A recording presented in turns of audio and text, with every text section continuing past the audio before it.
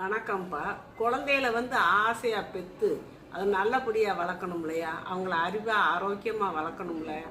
அதுக்கு குழந்தைய பிறந்து ஒரு மாதத்தில் அதுங்களுக்கு நல்லா கண்ணு நல்லா தெரியும், எதுக்கு அம்மாவை தெரியும்.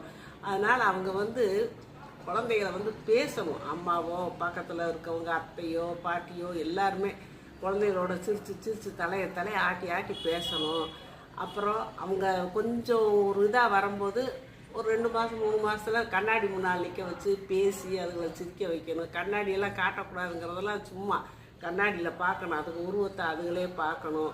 அப்புறம் அவங்க படுத்துருக்க தொட்டிலுக்கு மேலே சுற்றுறது, கலர் கலராக சுற்றுறது, அப்படி பொம்மையிலெல்லாம் காட்டணும். நகர்ந்து ஓடுறது, இப்படியெல்லாம் காட்டணும்.